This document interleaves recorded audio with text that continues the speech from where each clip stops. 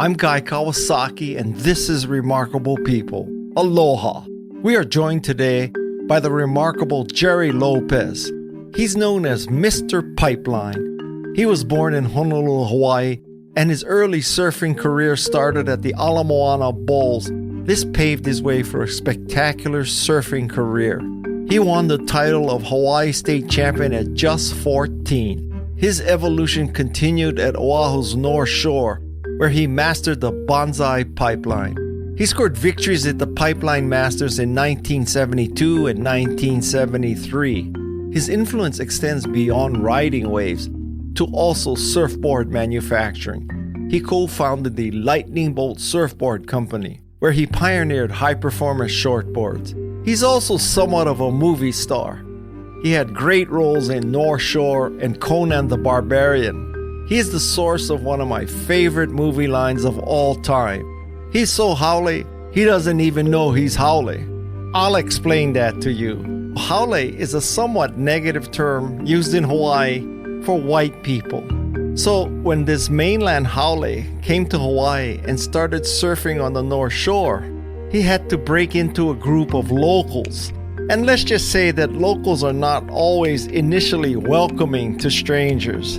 Basically, Gerry is saying that the mainland haole is so dumb, he doesn't even know he's dumb. What can I say? You had to be there. Gerry is truly a legend. He exemplifies passion, innovation, and inspiration. You'll also find out in this episode about the relationship of yoga and surfing, as well as whether I should fix a board that he made for me that was damaged in a very funny incident. I'm Guy Kawasaki. This is Remarkable People. Join me in celebrating the remarkable life of Mr. Pipeline, Gerry Lopez. Quote, "He's so howly, he doesn't even know he's howly." That's you in North Shore, right? Yeah, that was a fun project we did. That was a while ago. I was in the early 80s. When I read the script, I thought, wow, this is a pretty good script. This is believable. And today, now with the whole wave pool thing, it's really becoming like a very real possibility that there may be some very near future world champion that learns how to surf in a wave pool. And who came up with that line? Because whoever came up with the line truly understood Hawaii. When I read the script, obviously there was a lot of the guys that wrote the script were a little bit howly, but they wanted to use pidgin in a lot of the things that I was saying and the Hui guys were saying, but their pidgin wasn't very authentic. I ended up actually becoming one of the technical advisors. You mean? And put in most of the pidgin lines in that movie. So you're a linguist as well as a surfer. Just like you, we grew up with pidgin. Probably your parents were just like mine. They wouldn't let us talk pidgin in the house, but yeah, when we were with all our friends. It's funny because I'm 69 years old and I went to college in the mainland, and I have been trying to lose my pidgin for 40, 50 years. But people still come up to me and say, "I heard you just talk. Are you from Hawaii?" And I'm like, what the hell? What's giving this away? And then a few months ago, I interviewed this linguist on this show, and she said, you should stop being ashamed of your accent. It's part of you. Don't try to clean it up. Just be you. It's always there. And when us locals hear each other speak, even if we don't know each other, just look at them and go, "Ooh, so on local, huh? How's it?" So has anybody ever pointed out the irony that someone from Punahou was playing a North Shore moke? I mean... There is some irony there, right, Gerry? I guess there is, right? Okay, let's take us back to your first wave at Queens. What was the feeling? That's a feeling that never leaves, I don't think, any surfer. They always remember that first wave. And what they remember is that gliding. It's just that the waves doing all the work and you're just gliding along like riding down a hill on a bicycle with no hands, just sailing along. And I think it just touches everyone somewhere deep inside. And that's the reason, surfing is like it is and surfers are like they are, that all they want to do is go surf and recapture that feeling again. But it's always the first one that makes the biggest impression. Yeah. I started surfing at 60, and if I had surfed as a kid, I would not be where I am today. There's no way. I'd be making coffee at Ala Moana Center for somebody right now. I know. Surfing doesn't take some of your time. It takes all of it. Yeah. I take a break from surfing to work now. There's a story in your book about how you got arrested on Kauai for trespassing on the Robinson land. And I want to know what you took away from that experience, though. You didn't serve any time. You got exonerated. But what's the lesson there? You better know the rules before you play the game. Yeah, we were just tired and lazy from surfing all day, and we knew better. But right at the end, right before you get to the Waimea River, there was a little road that you didn't have to walk over all the rocks on the beach, and we just weren't thinking, and we jumped on that road, and we knew that was a private road, even though it was right next to the beach. And then they were waiting for us. Busted. But it's not like I'm a big localism kind of guy, but you could make the case that this is Hawaii and you guys are Haole rich plantation owners. What is the big deal about letting surfers walk on your road? Well, obviously the judge felt that too, because in the end he said there was no intention to trespass, and he let us go. And we couldn't believe it. We didn't know what was going to happen, but we didn't think we were going to, get away with that. Off to Oahu prison we go. Yeah. I have a question from left field, which is, maybe you can explain to me, why is the skill 100 held in such high regard? It's almost like mystical. The people who have a skill 100, it's like this magic thing that you cannot get. And what's so magical about that tool? It was just the ideal tool for shaping foam, because we've tried to recreate it. I worked with Gordon Clark at Clark Foam and Jeff Holtby when they tried to take a Hitachi and make it work like a skill. And it was the angle of the handle, and it was the way the adjuster for the depth of cut worked, that it was just perfect for shaping foam into a surfboard. And today they're really hard to find. How hard could it be for skill to reintroduce that? I don't think there's that big of a demand for them. Okay, fair enough. A lot of the information about you goes really deep into yoga. So can you explain for us the connection of yoga and surfing? When I was, I think it was my sophomore year, I saw a bunch of good-looking wahinis looking at a bulletin board. So, I like to think, I just want to walk up there and, hey, how's it? What's happening? But most likely I was very meekly peeked over their shoulders to see what they were interested in. And there was a yoga class announcement there on the board. And they looked at me and put me on the spot. Are you going? And of course. And I'm sure I went to that class hoping to see those girls again. But what I found was something that really made a big impression on me ever since then. I mean, I thought that watching that yoga instructor, this was in 1968 too. There weren't many yoga opportunities like this available. And watching that gal, just watching her move, I thought, yoga's going to make me a better surfer. I better learn how to do this. And I stuck with it. I found that over the years that, like surfing, yoga only comes into a person's life when I guess it's supposed to. It has to be the right time. And I've tried to introduce so many friends to it, but it wasn't the right time for them, so they weren't that interested. But when it is, it will happen.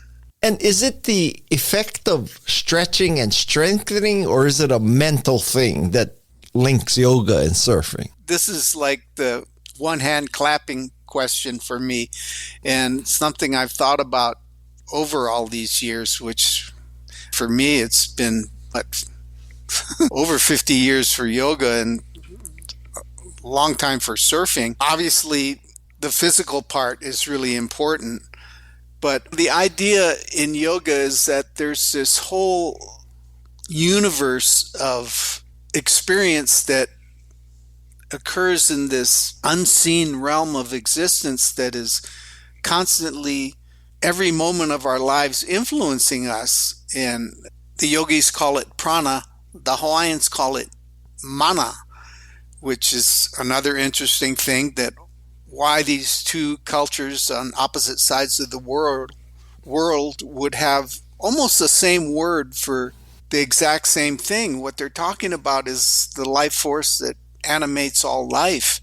And I believe that in order to surf successfully, which you have discovered later in life, which is probably a better time to find that because you probably have thought about it a lot, but in order to ride a wave successfully, you have to be in that meditative, deep meditative state of mind.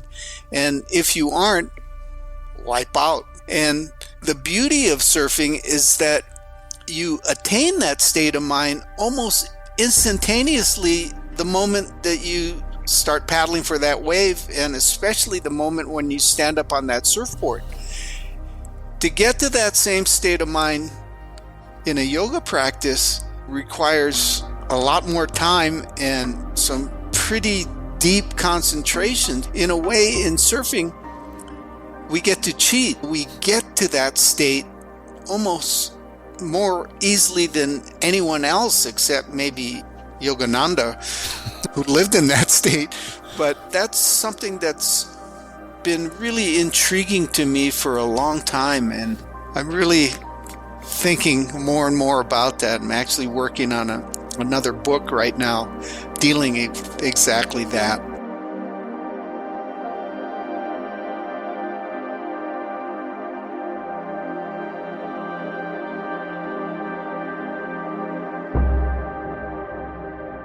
We will help you promote that book when it comes out. Thanks. I don't suppose it's as simple as I ask Gerry Lopez, tell me the 3 or 4 yoga poses that will improve my surfing, and I just do that. It's not that easy, I think, right? One of the real lessons in yoga is not in perfecting the pose, but it's embracing the process.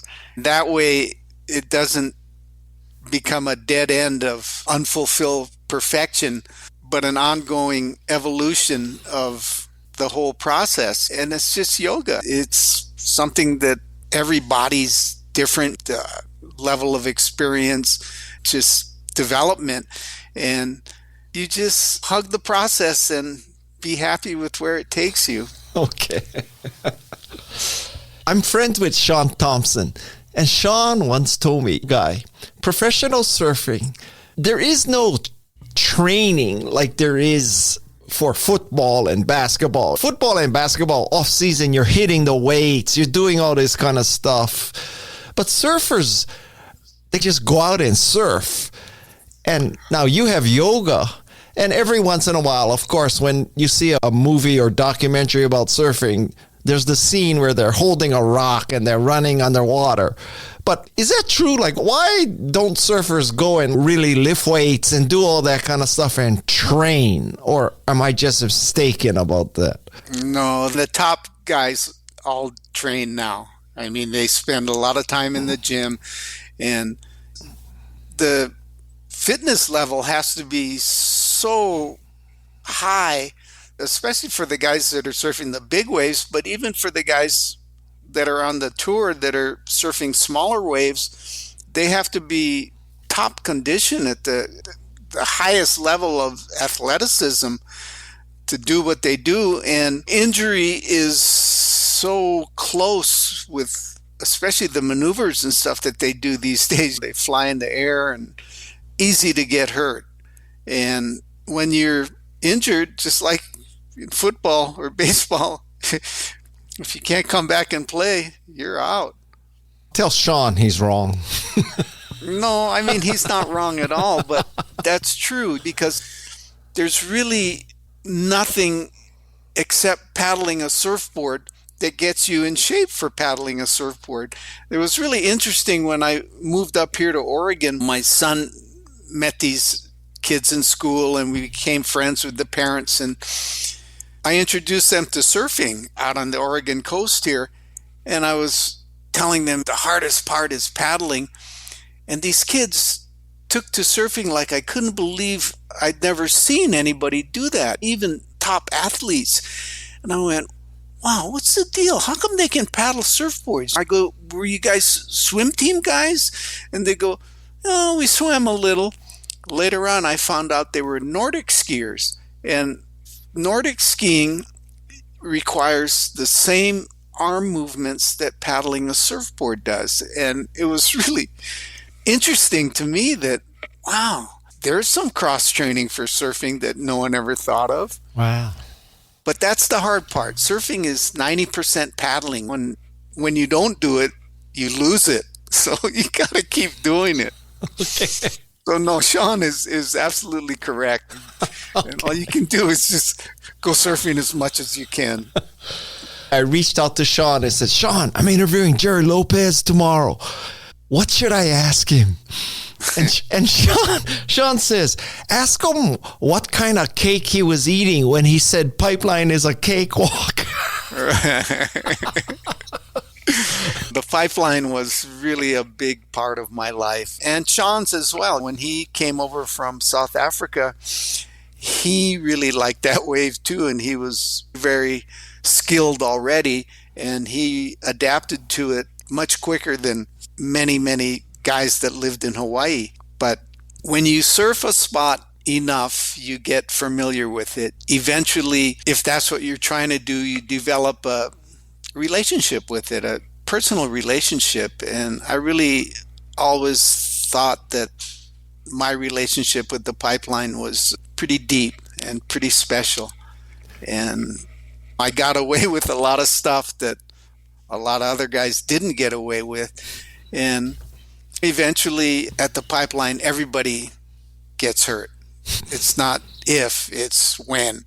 And the more you push it, eventually that's going to happen. And I had to pay to play out there, and I did willingly because I really enjoyed that spot. Just like Sean and all those guys, they did too.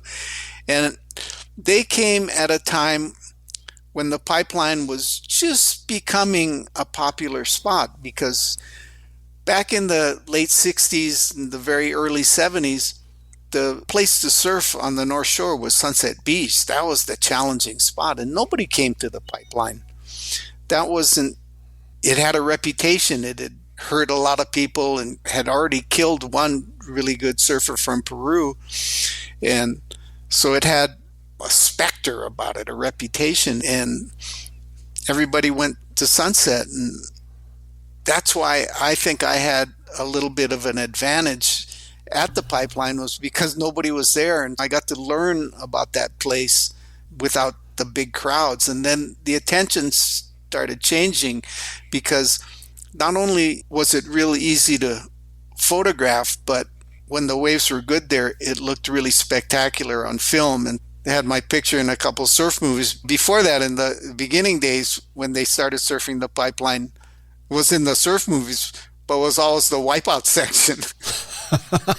And that was really mostly because the equipment, the surfboards, weren't really suited to that wave. And it was our generation in the early 70s there, when the shortboards started coming, that we were able to develop equipment that worked there. And that gave us some success surfing the wave. And then they showed it in the movies, and then the next thing you know, all the attention now is all on the pipeline, and nobody even remembers Sunset Beach. In a sense, isn't this Jeff Clark has Mavericks to himself for 15 years, and now when you go out to Mavericks, it's like 40 people out there. Or more. Or more.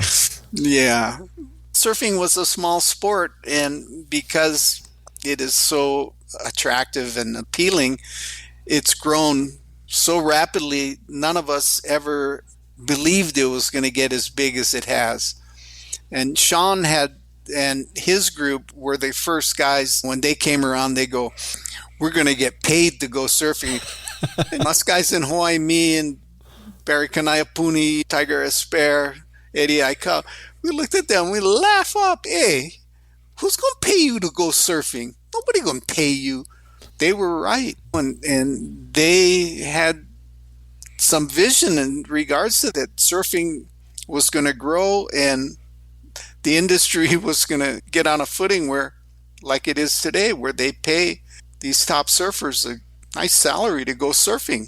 Gerry, a lot of people listening to this, they may not know, what the hell is he talking about, pipeline? And obviously it's a break and it's a place people surf, but at a higher, more metaphysical level, can you explain what pipeline represents to surfing? What it's become in my lifetime is maybe one of the higher, or if not highest level of surfing for any surfer to test himself, to test how much of a surfer he wants to be. It's become one of the ultimate waves. Yeah, the pipeline, like I said, started out as not a real popular spot, and suddenly the focus completely changed, and now it is considered one of the ultimate surfing spots in the world today.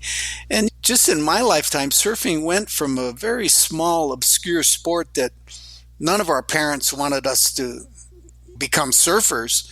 They wanted us to do something useful with our lives. And we couldn't help ourselves. And here I am, 75 years old, and that's all I want to do is go surfing as much as I can. And I don't know. I don't feel bad about that. I actually feel good about it. For any surfers out there listening, what's the gist of how you successfully surf pipeline? Not that I'm going to do this, but just give us kind of the insights on how you conquered, or maybe not conquer, but how you sync with that wave.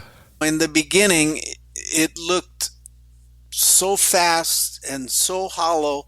And this was the reason that the old longboards had such difficulty there, because the surfers were equally as skilled as any of the surfers are today, but their equipment was holding them back. As the boards improved, then the guys started having a lot more success, and the surfboards have continued to improve, and today these guys are at, like I said, such a high level of athleticism that they're able to ride surfboards that in my time I would think that was way too small a surfboard, but they are such good surfers now that they're able to do that on this wave. This wave that's hasn't changed. It's still very fast. Their quick draw has gotten a lot quicker these days. There seems to be better shots. When you see Garrett McNamara surf a 100-foot wave in Nazaré, or people at Mavericks, do you say that's not really surfing, or that's the ultimate in surfing? What's the difference between someone surfing Nazaré and someone surfing pipeline? It's all surfing, and all of it is impressive. And the top guys are just unbelievably impressive. And even the guys, I don't think I'd paddle out at Nazaré. In fact, I know I wouldn't, especially nowadays. Someone like Garrett, who pretty much pioneered the place, he got a email from two Portuguese surfers that said, "Hey, can you come over here and look at our wave and tell us what you think, because we think it's really a good wave."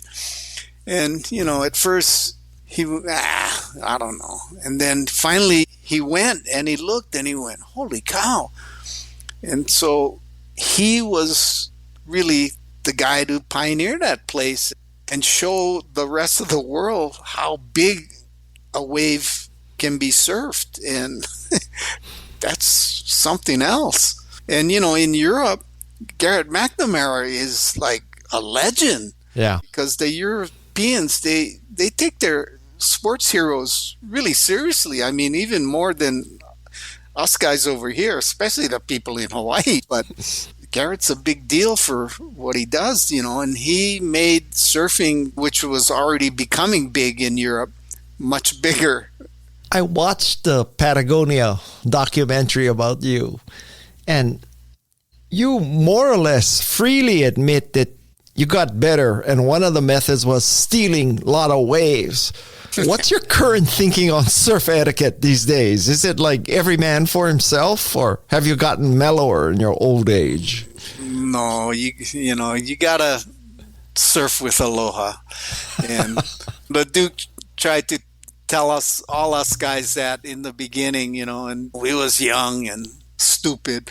And of course, surfing was, like I said, such a much smaller sport then, but today it's busy and you can't get away with being a jerk anymore. Yeah, it's all about learning how to not only live with aloha, but especially when you go surfing, to surf with aloha too.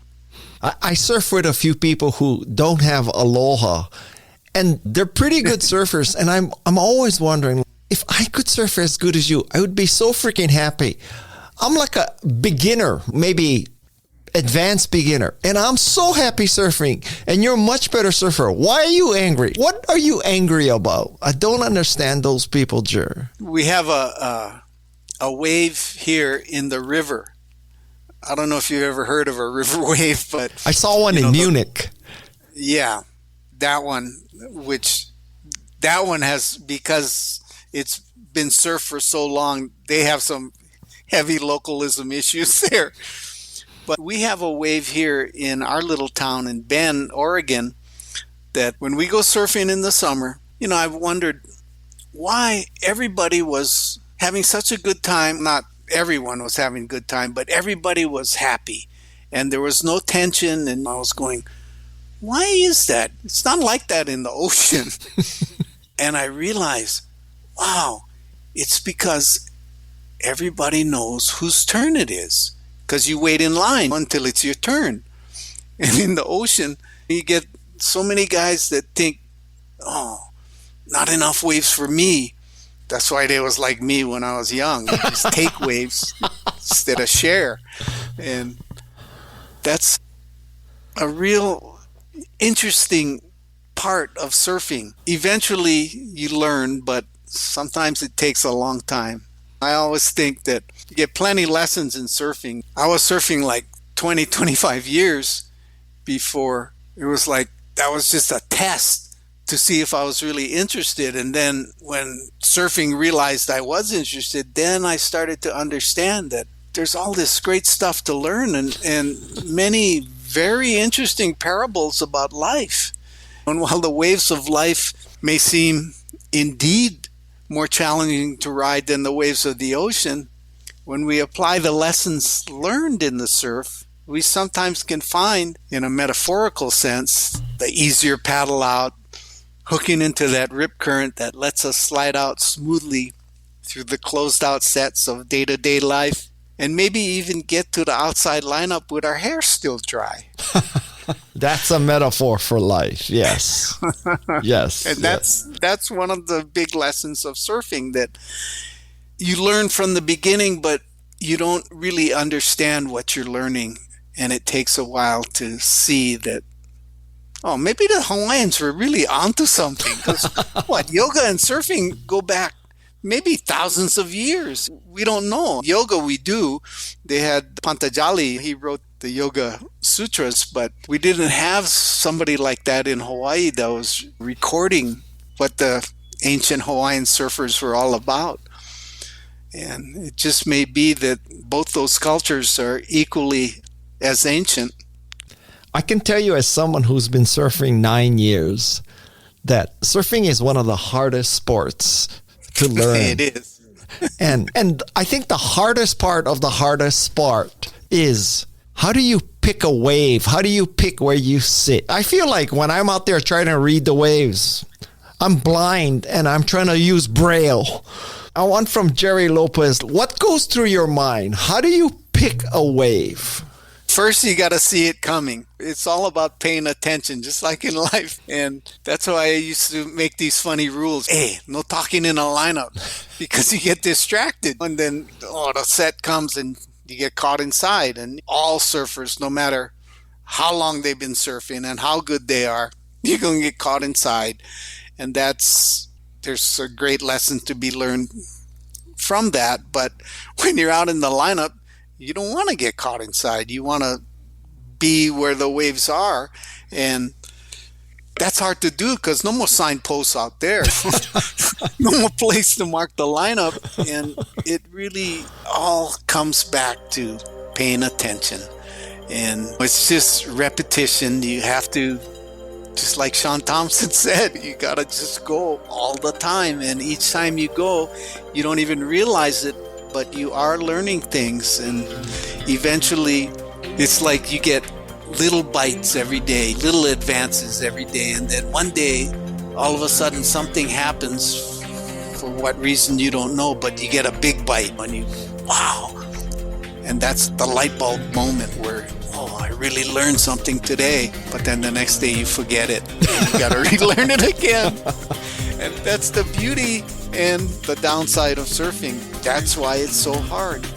Up next on Remarkable People. I think John was a great mentor to both of us. And not only do all of us have a whole lot of fun making that movie, but he really got Arnold and I through that. And Arnold went on to a brilliant film career. And I think that John Milius really had a lot to do with that.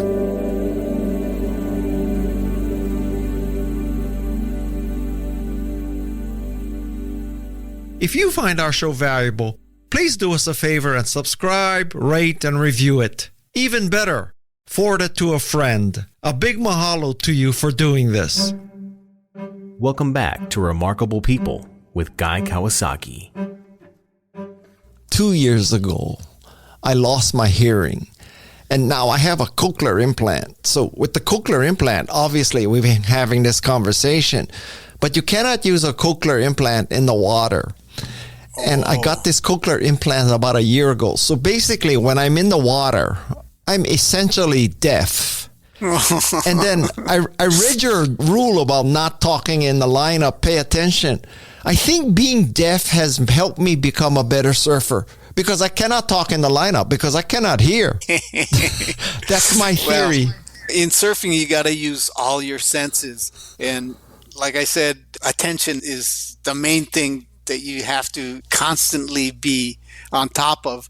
But hearing comes into effect when you're surfing big waves, because sometimes you see a set coming and you think, wow, maybe to get one big one outside, and then you hear it already breaking and you know you're in trouble. And you know if you don't catch the first one that's right there, you're going to be in bigger trouble. That's the only time that you really need your hearing in surfing. Well, Gerry, just to be transparent, a big wave for me is 4 feet. And so when the waves are bigger, the only thing I'm surfing is a couch. Okay, just FYI. Yeah, but surfing is such a compelling sport. It's going to suck you in just like it sucks everyone else. And pretty soon, 5 feet is good. And then pretty soon, wow, I want to be out there when it's 6 feet. And before you know it, you might be scheduling a trip to Mavericks. My daughter surfs at Mavericks, and she has caught a wave, and she's been towed in and all that. And I got to tell you, the thought of that just scares the shit out of me so much. I won't even go and watch her surf. Could not handle watching her surf at Mavericks. It would be... Wow. That's very impressive. Okay, completely switching gears. How did you get the part of Sabotai in Conan the Barbarian? That's out of left field. How did that happen? I worked on a movie called Big Wednesday that John Milius co-wrote and directed, and we became friends. And later on, when he took on the Conan project, he rewrote the script. Oliver Stone had written a script that John wanted to improve on, and so he rewrote the script and wrote in this part and sent the script to me and goes, "What do you think?" He goes, "I want you to play the part of Subutai." And I read the script and went, "Oh my God, this is like a big part. I can't act." And he said, "Don't worry, you'll be fine." And Arnold couldn't act either. But I think John was a great mentor to both of us. And not only do all of us have a whole lot of fun making that movie, but he really got Arnold and I through that. And Arnold went on to a brilliant film career, and I think that John Milius really had a lot to do with that. Is Arnold a good guy? It's hard to tell from the outside who's a good guy and who's an asshole as an actor. He's great. Arnold is awesome. They kept delaying the start date on Conan, and we were doing some sword training with a Japanese instructor from Anaheim, Yamazaki-san. And so Arnold and I got to spend almost a year together before we actually went to Spain and started to work on the movie. And I think he's a great guy. I thought he was a great governor too. Yeah. I'd vote for him for president. I would too. I was going to say that. Okay. You're 75, Gerry. Have you transitioned from shortboards to longboards, or are you still a shortboard ripper? I ride them all. I'll ride anything I can. I like all the ways you can ride a wave. I even like body surfing. But there's all these new sports, kite surfing and wing surfing and foil surfing. They're all equally as compelling and challenging and attractive as surfing is, but it always comes back to surfing. Yeah. So just like you hear about a good swell or some good wave somewhere, and you're thinking, okay, what do I got to do to go surfing? So Madison and I live in Santa Cruz, and there's a theory that you start in Cowles and you end in Cowles. Okay. So would you say that's true of Queens? You start at Queens, you end at Queens? I'll tell you what, when stand-up surfing came, I really got into it, especially here in Oregon where the water's super cold and the waves are hard to catch. And it was because of stand-up surfing that I rediscovered Waikiki, the joy, and even much deeper than that, what the ancient Hawaiians, they used to call that area in front, the outrigger reef, Kawehewehe. And that was where they went when they weren't feeling good, when they were ill or sick or just not feeling right. They would go there and just go in the water, and they felt that would make them feel better. And so with the stand-up boards, we started touring Waikiki area again, because you have all that mobility with the stand-up board. And we start out right there, Kawehewehe, paddle out from in front the outrigger reef there, go out to number 3s or pops, and then we'd look up and let's go cruise, let's go check out Publix, and then from Publix, let's go look Old Man's. Hey, Publix. Yeah, and then next thing you know, we're at Tongs, and then wow, a long way from Waikiki, but that whole area was really special to me growing up, and it just was really wonderful to renew that specialness with Waikiki. And I still encourage every surfer, no matter how good they think they are, you gotta go Waikiki, because that's where it really all started, and just feel it. It's interesting, in Santa Cruz anyway, many of the surfers look down on paddleboarding and paddle surfing.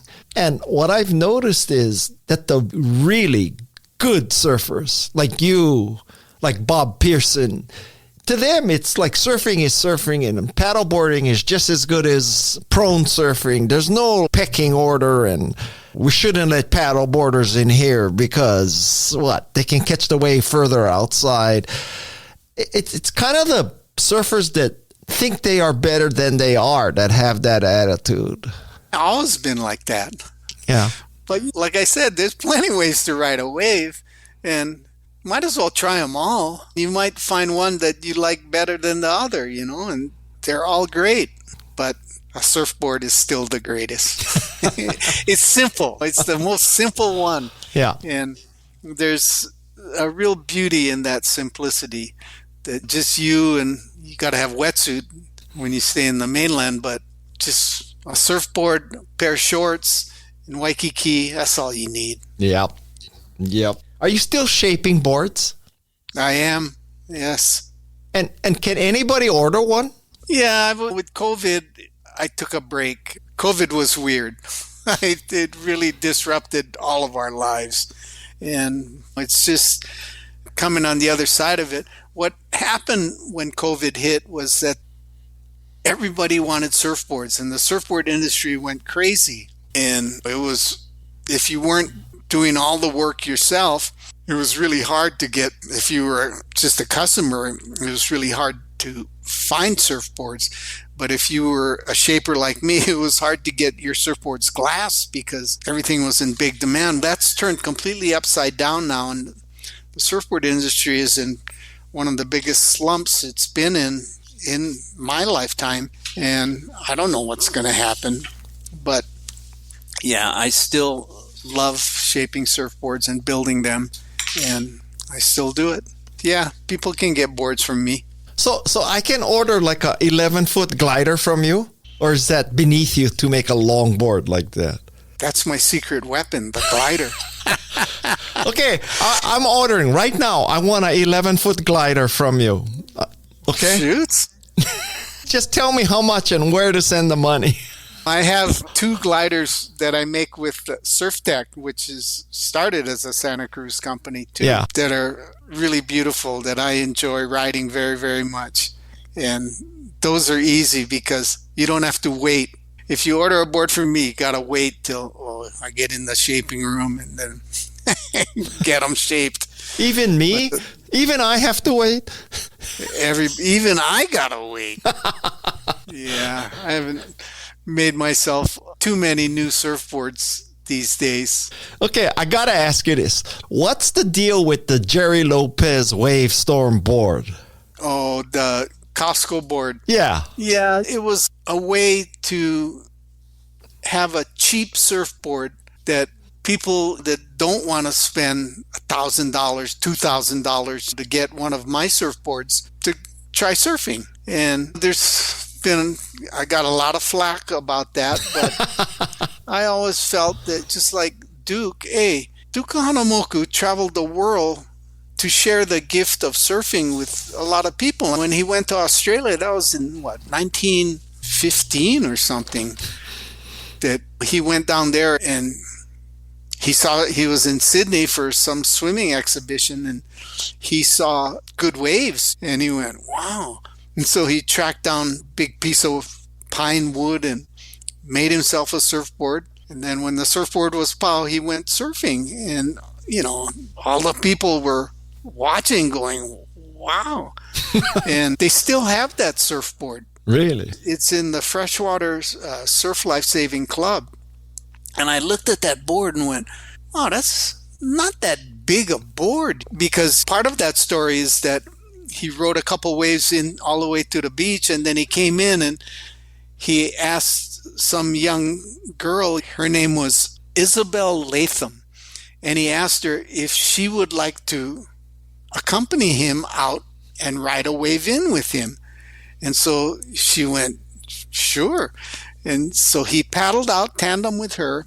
They caught a wave, and they both stood up and rode all the way to the beach. And that's how surfing started in Australia, which surfing is huge in Australia these days. But the Duke that was what he did. He shared the gift of surfing with people. Now like we were talking about earlier, plenty surfers, we don't like any more surfers. Get too many already. But surfing is a beautiful thing that should be shared. And the whole deal with that Costco board was to make an affordable surfboard so that people could try it and see what it is that people like you and I live for, why we live for it. And I never thought that my name and your name would be in a sentence together about surfing. So my life is complete now, Gerry. So, and you know what? Like, my attitude on that Costco board is, God bless him. I hope he makes millions of dollars like that, right? Well, you know what? It was your guys' fault in Santa Cruz, because the first year Costco, when they're looking at a new product like that, they do a test run and they put them in certain stores, and it was the Costco you guys have in Santa Cruz that all of a sudden the guys went, oh, these things are selling like hotcakes here. And then that's when they put in their order. Seriously. So it's your guys' fault. Oh, when this episode comes out, there's going to be protests in front of that Costco, and I won't be able to get in to buy my hot dogs anymore. It's going to change my life. So, Gerry, what do you think about holding like WSL or even Olympic events in a wave pool? I mean, it seems to me that so much of surfing is about figuring out where to sit, when to go, all that kind of stuff. And some of those variables are not exactly there like in the ocean. So do you think that's a bastardization of the sport? Or figure skating in the Olympics, the ice is perfect, every rink is kind of the same. And so you compete not on the conditions and reading the ice. So which way do you fall on wave pools and competitive surfing? I think the wave pools are an absolute definite part of the future of surfing. That, you know what it's like in most lineups, especially the good lineups, that it's busy, it's crowded, and there's tension. And the thing we talked about earlier about how you go to a wave pool, everybody knows whose turn it is. Right. And everybody has a good time. So that's the experience of surfing that I'm sure that Duke Kahanamoku was trying to promote all over the world. I just don't think that he had any idea that surfing was going to grow as large, and certainly not as fast as it did, and become how it is now, which is crowded. Not enough waves for everybody, or me. Whereas in a wave pool, everybody takes turns. And the level of surfing, the few events that they've had at the Surf Ranch is incredible. And I don't think there's any one of those surfers that would say, this is not a good place to have a surf contest. Okay. And the karma factor is taken out of the equation. It's not like a lot of times in surf contests, sometimes the last good wave doesn't come for the guy that all he needs is one more ride.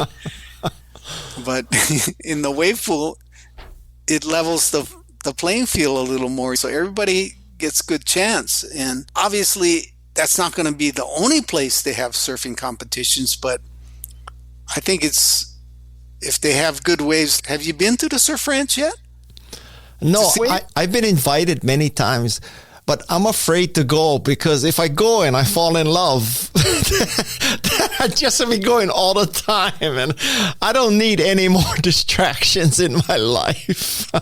It's just, like I said, like all the different ways to ride a wave, this is just another one of them. And when you get there and you see that, holy cow, they're creating this wave in a pool, you can't believe it. You really can't believe it, that such a unbelievable wave can happen in a big swimming pool. Okay, 2 more questions. All right. So I got Lopez rules. The first 4 are surf to surf tomorrow, pace yourself, don't talk in the lineup. And the 5th one is best surfer is the one who's having the most fun. So now, with hindsight, you got any more rules or different interpretation of the rules? Has anything changed about the Lopez rules?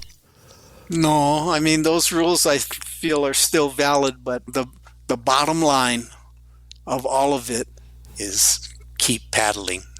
And not only in a literal sense, because otherwise the next time you go surfing, you're going to be all out of shape, but certainly in a metaphorical sense. Okay, great. I got to tell you a little story. So I go to make this speech for Bob Reef, right? And at the end of the speech, he presents me with a Gerry Lopez lightning bolt board. This is a gift for making that speech. So this is the most valuable board I have, right? Gerry Lopez, it's even signed to me. So during the pandemic, I used to do a lot of virtual talks and all over the world. So sometimes I'm talking at 3, 4, 5, 6 a.m. So one day after I got your board, I decided in my talk, I was going to put it behind me so that I can show you how cool I am. I surf. I don't know if I'm a surfer. But anyway, there's a freaking Gerry Lopez board behind me as I give this speech. And this is like 5 a.m., okay, I figure. And I lean it against the door because that just happened with the camera. That was the best place to put it. He opened the door and the board fell down. 6 a.m., I figure, what could go wrong? I don't know why, because my son has never gotten up at 6 a.m. in the morning in his life. He opens the door, the board fell down, and there's 2 dings in it. And this board has never been waxed, never been used, but it's got 2 dings. It's hanging on my wall. And ever since that day, I've been wondering, what should I do? Should I just put 2 decals on it and cover it?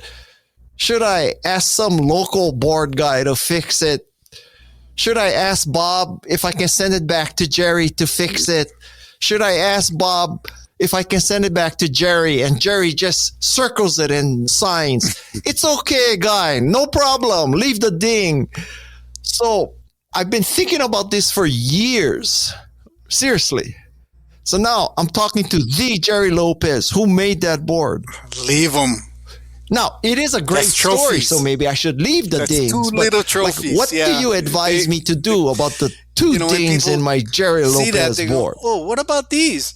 And then you can tell them the story of your son. Really? And then when your son comes, he look at those dings and goes, "Oh boy," he's going to shake his head. But you know what we should do, Guy? We got to tell Bob, "Hey, we got to get Guy the 10.6 glider. So when he goes out at Cowles, he can sit outside by the guys with the stand-up boards and he can catch all the waves he like and never miss one." Yeah! Just tell me how much you want. Start today.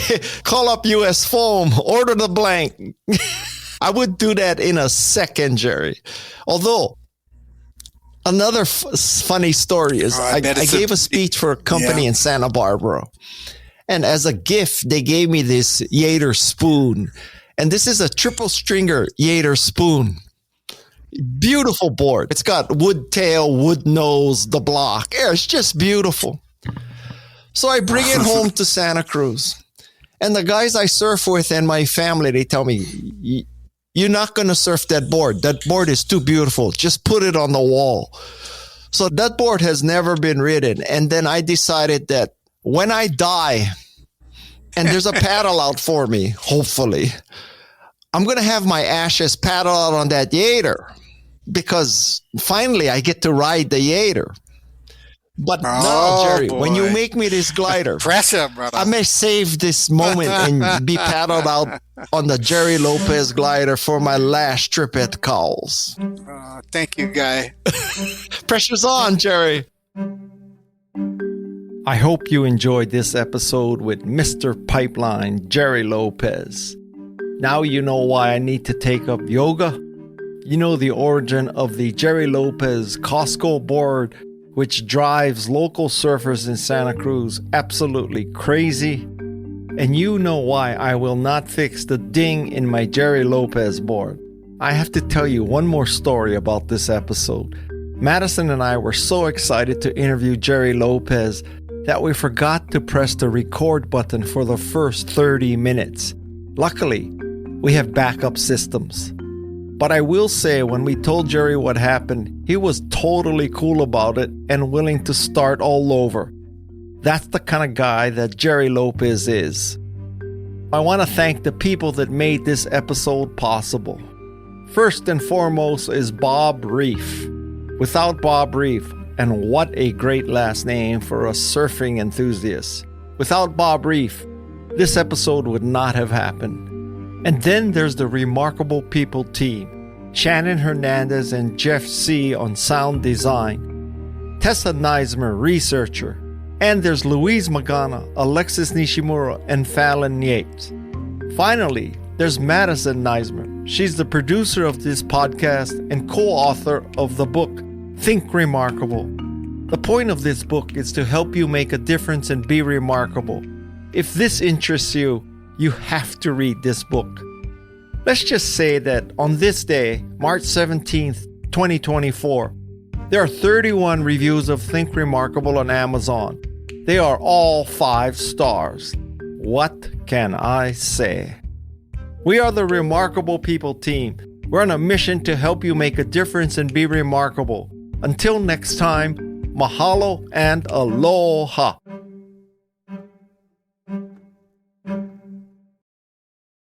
This is Remarkable People.